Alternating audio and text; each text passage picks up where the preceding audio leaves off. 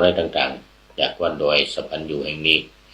ในการอบรมบาลีก่อนสอบหลังที่ได้บอกให้กับท่านทั้งหลายได้รับทราบกันมาทุกวันแต่วันนี้ต้องขอ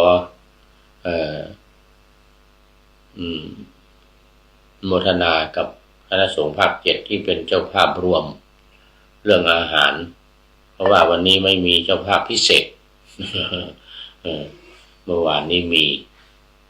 เจ้าภาพพิเศษวัด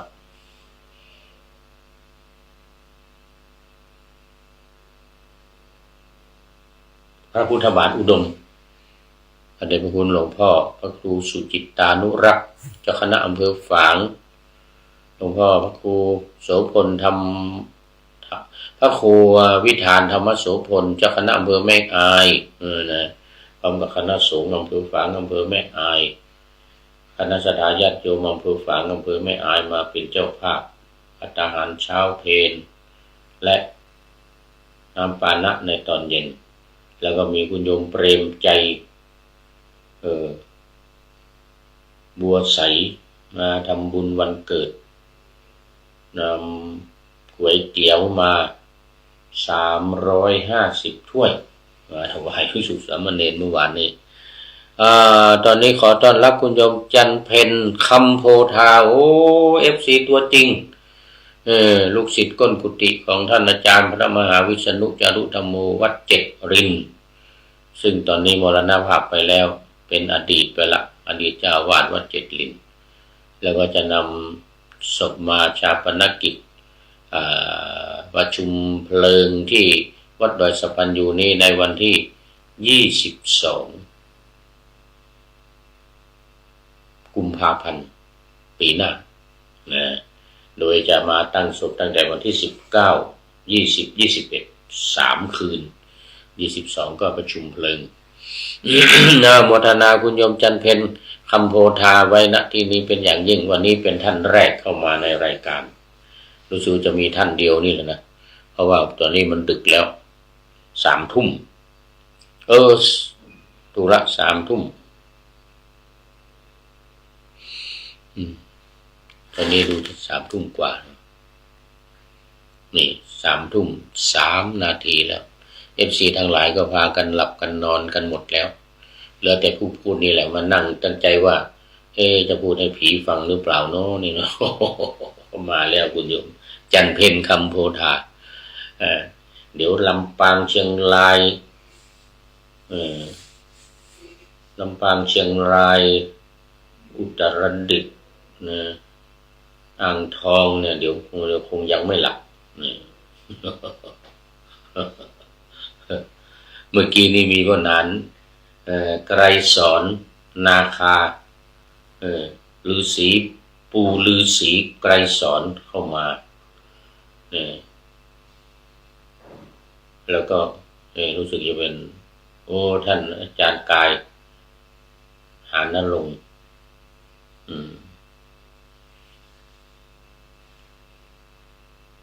โสภณธรรมโมจากประเทศอังกฤษ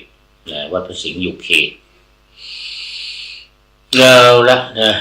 ตอนนี้ก็เข้ามาสู่เนื้อหาสาระของธรรมะกันเลยพระไตรปิฎกวันนี้ยังอยู่ใน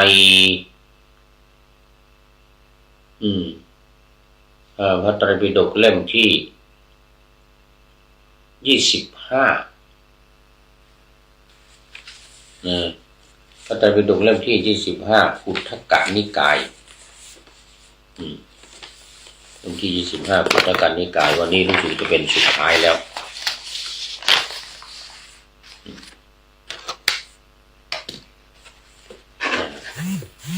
อัตถกถาพระวินัยในตำราตติยสมันตปาสาธิกา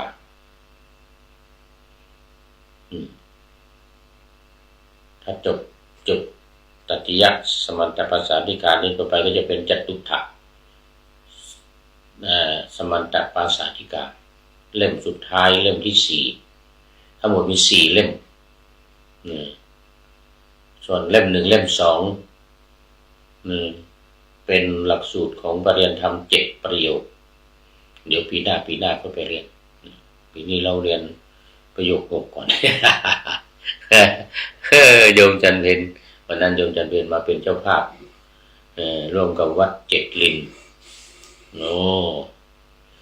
นี่นะปีหน้าจะไปเรียนเล่ม 1 เล่ม 2เป็นตัววินัยเลยละเนี่ยตัวอรรถกถาวินัยเล่ม 1 เล่ม 2ตั้งแต่ปาราชิกไปจนถึงทุกกฎทุกภาสิกตุนรัดใจนู่นนะเป็นตัวจริงของพระวินัยแล้วก็มีอรรถกถาที่พระอรรถกถาจารย์ได้เขียนอธิบายไขความอธิบายศัพท์อธิบายธรรมเพราะว่าอรรถกถานี่เป็นพจนานุกรมหรือเรียกว่าเป็นภาษาอังกฤษก็คือ dictionary ของพระไตรปิฎกสมัตตปัสสติกาเล่ม 1 ถึงเล่ม 4นี่เป็นอรรถกถาหรือเป็นdictionary ของพระวินัยทั้งหมดทั้ง8 เล่มวินัยเล่มพระไตรปิฎกเล่ม 1 ถึงเล่ม 8นี่นะก็มีอรรถกถาพระวินัยเนี่ยที่พระเดชพระคุณหลวงพ่อพุทธโฆษาจารย์เป็นผู้รจนาคำอธิบายขยายความของพระวินัยเล่ม 1 ถึงเล่ม 8ตอนนี้อยู่เล่มที่ 3ใกล้จะจบแล้วเหลืออีกสักของ 2-3 ขันธ์ 2-3 กอง วันนี้เป็นปัญจสติขันธกะวรรณนาพูดถึงเรื่อง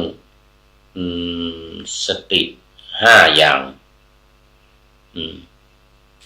สติ5 อย่างหรือนิกาย5 นิกายสติ5 อย่างหรือนิกาย5 นิกายก็อยู่ในหน้าที่455ตัตติยสมันตปาสาธิกาอรรถกถาพระวินัย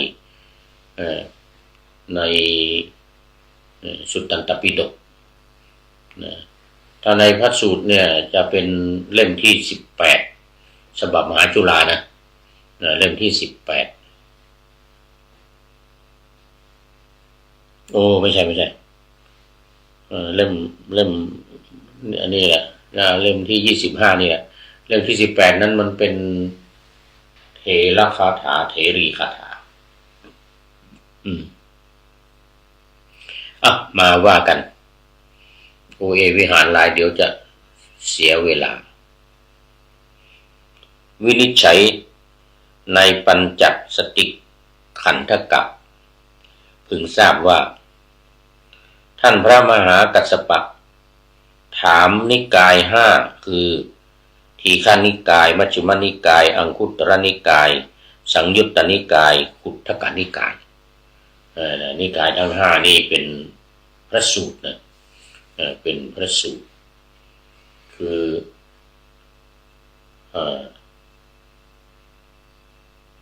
ทีฆนิกาย3 เล่มที่9 10 11แล้วก็มัชฌิมนิกาย3 เล่ม11 12 13 14สังยุตตนิกาย5 เล่ม15 ถึง 19อังคุตรนิกาย5 เล่ม20 ถึง 24แล้วก็ขุททกนิกายนี่แหละเยอะกว่าเพื่อน9 เล่ม25 ถึง 33ส่วนพระอภิธรรมมีแค่12 เล่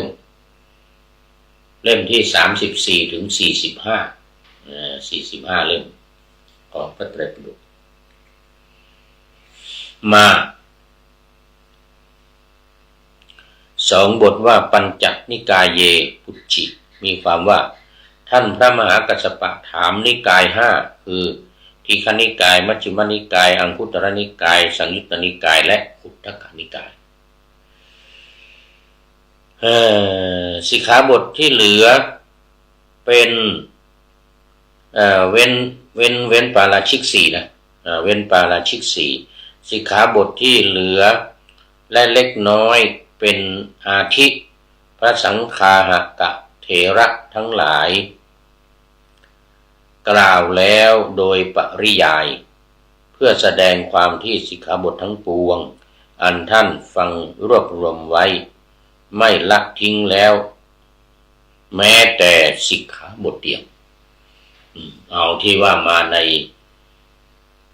ปาติโมกข์227เอาภิกษุณี311ไม่เว้นแม้แต่สิกขาบทเดียวเดี๋ยวมันจะมีว่าพุทธองค์ทรงอนุญาตให้แก้หรือถอนสิกขาบทเล็กน้อยนะถ้าเธอมีความประสงค์ก็แก้เล็กน้อยตรัสบอกกับพระอานนท์พุทธอุปถากเดี๋ยวจะมีรายละเอียดเกี่ยวกับเรื่องนี้บทว่าทูมกาลิกังมีความว่าควันแห่งจิตตกาทานเป็นที่ปรินิพพานของพระสมณะโคดมยังปรากฏอยู่เพียงใดการเพียงนั้นเป็นการแห่งสิกขาบทที่พระสมณะทรงบัญญัติแล้วแต่แก่สาวกทั้งหลาย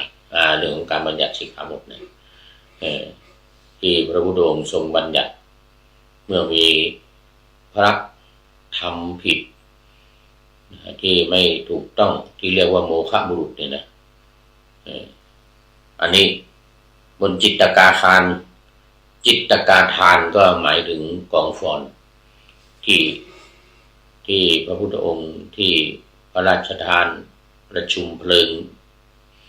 พระบรมศพขององค์สมเด็จพระสัมมาสัมพุทธเจ้าเนี่ยเขาเรียกว่าจิตตกาทานยังมีควันอยู่เพียงใดว่างั้นนะยังมีควันอยู่เพียงใดตราบนั้นหรือเวลานั้นยังเป็นการแห่งสิกขาบทที่พระสมณะทรงบัญญัติแล้วแก่สาวกทั้งหลายซึ่งก็หมายถึงว่าควันของ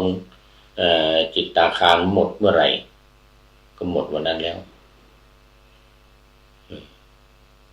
การบัญญัติสิกขาบทก็ไม่มีอีกต่อไปเป็นครั้งสุดท้ายเป็นสุดท้ายเลยทีเดียวที่จะบัญญัติสิกขาบทเพราะว่าพระองค์ทรงปรินิพพานไปแล้วไม่มีใครบัญญัติสิกขาบทอีกแล้วภิกษุผู้บวชตอนแก่รูปหนึ่งลูกศิษย์ของท่านมหากัสสปะชื่อสุภัททะลุกขึ้นฟ้อนรำชอบใจที่พระพุทธเจ้าปรินิพพานระหว่างที่เดินทางมานั่นนะระหว่างที่เดินทางมาที่จะไปที่พระพุทธเจ้าปรินิพพานอยู่ระหว่างทางท้าวสักกะก็จำแรงแปลงกายเป็นพราหมณ์คนหนึ่งถือดอกปาริชัตนะหรือราชพฤกษ์นะดอกบนสวรรค์นะซึ่งไม่มีในเมืองมนุษย์ถือเดินสวนทางผ่านพระมหาเถระกัสสปะพร้อมด้วยภิกษุสงฆ์สามเณรท่านพระมหากัสสปะก็เห็นอันนี้มันดอกไม่ใช่ดอกในเมืองคนนี่ก็เลยถามท่านเอาดอกนี้มาจากไหนโอ้นู่นเอามาจากกุสินาราว่างั้นทำไมพระพุทธองค์ปรินิพพานแล้วพระมหากัสสปะรู้เลยว่าดอกนี้ไม่ใช่ดอกเมืองคนเนี่ยเป็นดอกมาจากสวรรค์ท้าวสักกะเพื่อที่จะให้พระมหากัสสปะพร้อมกับภิกษุสงฆ์ลูกศิษย์เนี่ย500 รูปเลยเร่งเดินทางเพราะว่าตอนนี้พ ระบรมศพของพระพุทธเจ้าขึ้นจิตตาคารแล้วว่างั้นนะก็เลยเร่งเดินกันเลยแต่ไม่ทันไม่ถึงพอไม่ถึงก็ไฟไม่ติดแต่ตอนที่ท้าวสักกะเทวราชปลอม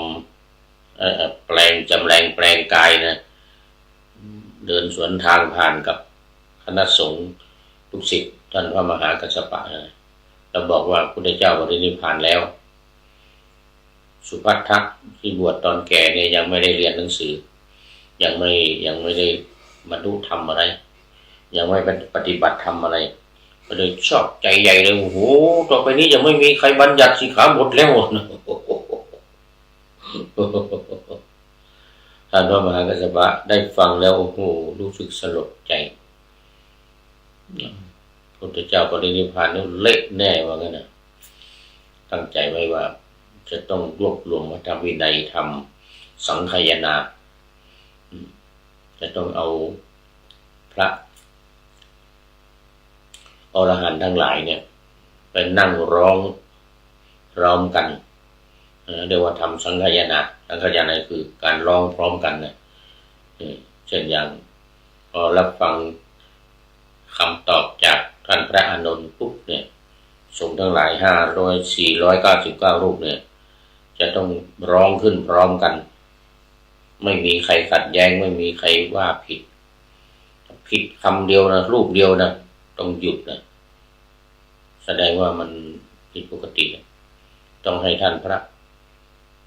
อานนท์ว่าใหม่ต้องว่าอานนท์ว่าใหม่ว่าเสร็จแล้ว499รูปว่าขึ้นพร้อมกันหมดไม่มีเสียงที่จะดังออกมาไม่เหมือนกัน นี่เราเรียกว่าสังคายนาสังคายนาแปลว่าร้องพร้อมกันว่าพร้อมกันนั่นไม่ใช่ร้องหรอกว่าพร้อมกันทั้งหมดยอมรับสมยอมรับพระอุบาลีก็เหมือนกันถ้าพระอุบาลีตอบคำถามเรื่องวินัยข้อใดข้อหนึ่งเสร็จปุ๊บ499รูปรวมทั้งพระอานนท์ด้วยนะจะต้องว่าพร้อมกันเลยใครไม่ว่าแสดงว่าผิดปกติว่าใหม่ท่านพระอุบาลีต้องว่าใหม่ในสิกขาบทข้อนั้นหรือเรื่องนั้นนะมันก็จะมีเรื่องของสิกขาบทเล็กน้อยนี่แหละที่พระพุทธองค์ทรงอนุญาตบอกพระอานนท์ไว้ว่าถ้าภิกษุถ้าสงฆ์จะลบหรือว่าจะแก้จะถอนสิกขาบทเล็กน้อยก็ทำได้ทรงอนุญาตไว้คราวนี้ท่านพระ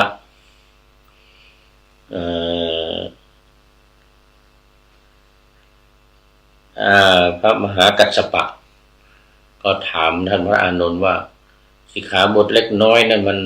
อะไรน้อยแค่ไหนเท่าไหร่เนี่ยที่ว่าเว้นปาราชิกสี่เสียสิกขาบทที่เหลือเป็นสิกขาบทเล็ก และเล็กน้อยเป็นต้นท่านพระอานนท์ก็แจ้งแก่ภิกษุทั้งหลายว่าไม่ได้ถามชัดเจนว่าเป็นข้อใดบ้างต้องขออภัยว่างั้นนะเพราะว่าข้าพเจ้าตอนนั้นก็ยังไม่ได้เป็นอรหันต์เป็นโสดาบันจึงคิดไม่ได้ถามให้ชัดเจนว่าเป็นข้อใดบ้างไอ้เล็กน้อยเนี่ยมันถ้าจากปาราชิกลงไปเนี่ยสังขารพิเศษลงไปเนี่ยมันเป็นสิกขาบทน้อยสิกขาบทเบาสิกขาบทหนักก็คือปาราชิกนะ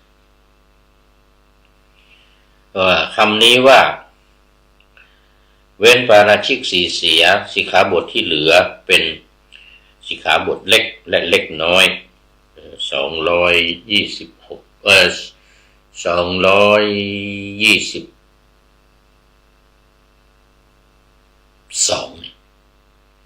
เดี๋ยวก่อน223เป็นสิกขาบทเล็กน้อยมันเล็กกว่าปาราชิกอันนี้เรื่องมันเนี่ยแต่มันไม่รู้ข้อไหนเนี่ยเป็นข้อใดบทว่าตุมกาลิกังมีความว่าควันแห่งจิตตกาทานเป็นที่ปรินิพพานของพระสมณะยังปรากฏอยู่เพียงใดการเพียงนั้นเป็นการแห่งสิกขาบทที่พระสมณะทรงบัญญัติแล้วแก่พระสาวกทั้งหลายต่อไป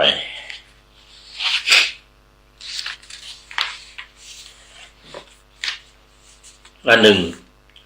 แม้คำว่าเทเสหิตังอาวุโสทุกตังนี้อันพระเถระทั้งหลายกล่าวหมายถึงความประสงค์นี้ว่าท่านจงปฏิญญาการไม่ถูกถามนั้นว่าเป็นการทำเสียอย่างนี้ว่าท่านผู้เจริญข้าพเจ้าไม่ถูกถามนั้นว่าข้าพเจ้าทำไม่ดีจริงจะกล่าวหมายถึงการแสดงอาบัติหามิได้นะคือพระเขาถามท่านพระอานนท์เนี่ยแล้วก็ปรับอาบัติพระอานนท์ด้วยปรับอาบัติทุกกฎที่ไม่ถามพระพุทธเจ้าให้ชัดเจนให้แน่นอนว่าเป็นสิกขาบทใดในจำนวน223ข้อเพราะฉะนั้นในที่ประชุมก็ตกลงกันไม่ได้ว่าจะลดข้อไหนหรือจะถอนข้อไหนไอ้ที่ว่าเล็กน้อยเนี่ยมันเป็นข้อใดเนี่ยตกลงมีมติออกมาว่าไม่ถอนมีอย่างใดก็ให้อยู่อย่างนั้นนี่สิกขาบทที่พระองค์ทรงอนุญาตให้ไม่เป็นอาบัติเขาเรียกว่าอานาปฏิวานก็มีแล้วคือทั้งหมดนั่นแหละถ้าเห็นสมควรว่าไม่ผิดเนี่ยก็ปฏิบัติได้เลยโดยที่ไม่ต้องถอนสิกขาบทนะถือว่าเป็นอานาปฏิวานคือไม่เป็นอาบัติตัวอย่างเช่นการฉันอาหารในเวลาวิกาลมียกเว้นเห็นสมควรอยู่3 กรณีที่ว่าไว้ในที่พระองค์ตรัสไว้แล้วเป็นวินัยบัญญัติแล้วก็คือ 1. เวลาเดินทาง 2. เวลาทำจีวรและ 3. เวลาอาพาธภิกษุอาพาธไม่สบายป่วยไข้เจ็บหัวปวดตาปวดท้องปวดหัวฉันอาหารได้ตลอด24 ชั่วโมงอย่างเงี้ยนะอันนี้เป็นพุทธบัญญัติเป็นวินัยบัญญัติไว้แล้วตามที่จะเห็นสมควรใน3 กรณีนี้ก็ฉันอาหารในเวลาวิกาลได้ทั้งเป็นยาวกาลิกยาวชีวิกหรือยามกาลิกที่ภิกษุรับประเคนไว้ในตอนเที่ยงตอนบ่ายตอนเย็นตอนกลางคืนก็ฉันได้ตลอดเวลาเช่นเวลาเจ็บป่วยปวดท้องหิวข้าวแล้วก็น้ำย่อยออกมาแล้วไม่มีอาหารในท้องมันก็ย่อยลำไส้ทำให้ปวดท้องอันนี้ก็เห็นสมควรฉันภัตตาหารได้ทั้งของเคี้ยวทั้งของฉันตามสิกขาบทที่7แห่งโภชนวรรคที่4ตามใจความว่าโยปนภิกขุวิกาเลขาธนียังวาโภชนียังวา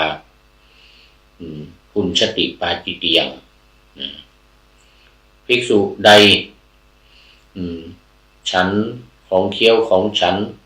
ในเวลาวิกาลเป็นอาบัติปาจิตติยกเว้น1เวลาเดินทางเวลาเดินทาง2เวลาทำจีวร3เวลาอาพาธก็นี่เวลาเดินทางนี่ก็ไม่ว่าจะเดินทางไปไหนตลอดวันฉันได้ยกเว้นเวลามีพระศิวลีไปด้วยถ้ามีพระศิวลีไปด้วยนี่ ไม่ว่าจะไปทางไหนจะได้ฉันอาหารตรงเวลาก่อนเที่ยงแน่นอนก่อนตะวันจะบ่ายแน่นอนเพราะว่าพระศิวลีมีลาภเพราะนั้นเวลาเดินทางเนี่ย เวลาจะเดินทางไปไหนพระองค์จะตรัสถามภิกษุทั้งหลายว่าดูก่อนภิกษุทั้งหลายพระศิวลีมาด้วยหรือเปล่าถ้าภิกษุทั้งหลายตอบว่ามาด้วยพระเจ้าข้าถ้าอย่างนั้นไปทางลัดเลยกันนะที่มันจะถึงเร็วไม่ต้องห่วงเรื่องอาหารการกินเพราะพระศิวลีมีอาหารมีลาภไม่มีคนถวายก็เทวดาเหมือนกันนะไม่ต้องห่วง แต่ถ้าภิกษุทั้งหลายตอบว่าไม่มาพระเจ้าข้าพระศิวลีไม่มาดังนั้นงั้นเราต้องเดินทางไปทางอ้อม ไม่ไปทางตรงนี้ไปทางอ้อมที่มันมีบ้านคนมีญาติโยมที่เขาจะถวายอาหารถวายน้ำปานะถวายอะไรในตอนบ่ายตอนเย็นตอนกลางคืนถวายที่ไหนฉันตรงนั้นถวายเวลาใดฉันเวลานั้นทรงอนุญาตตลอด24ชั่วโมง5 โมง 6 โมง 7 8 9 10เที่ยงคืนหรือตี 1 ตี 2หรือตลอดจนสว่างแล้วนะมีใครถวายที่ไหนก็ฉันที่นั่นว่างั้นนะได้ที่นั่นเพราะว่าพระศิวลีไม่มาไม่สามารถจะได้อาหารตรงเวลาได้แล้วก็มีความจำเป็นเดินทางเนี่ยเวลาเดินทาง2เวลาทำจีวรเวลาทำจีวรนี่ก็คือ ช่วงออกพรรษาถึงวันเพ็ญเดือน12ช่วงนี้ทำจีวรเพื่อถวายแก่พระรูปใดรูปหนึ่งเขาเรียกว่ากฐินเนี่ยเอาไม้กฐินมาขึงมาดึงทำเป็นจีวรอันนี้ทำวันไหนให้เสร็จภายในวันนั้นภายในวันเดียววันนั้นไม่เสร็จก็ไม่ให้หยุดตั้งแต่เก็บได้มาเอาได้มาแล้วก็มาปั่นเป็นเส้นได้แล้วก็มาทอผ้าเสร็จแล้วก็ย้อมเสร็จแล้วก็ตัดเย็บเป็นจีวรหรือตัดเย็บเป็นจีวรก่อนเป็นผ้าสบงหรือสังฆาติหรือผ้าอุตราสงฆ์แล้วเนี่ยแล้วจึงย้อมเสร็จแล้วก็ออกมาผึ่งให้มันแห้ง เสร็จภายในวันเดียวพรุ่งนี้เช้าต้องได้ถวายผ้ากฐินอะไรอย่างเงี้ยเพราะนั้นช่วงที่ทำเนี่ยวันทั้งวันเนี่ยตั้งแต่เช้าจนถึงบ่ายถึงตรงเย็นเนี่ยทรงอนุญาตให้กาลเวลาอาหารของเคี้ยวของฉันได้ตลอด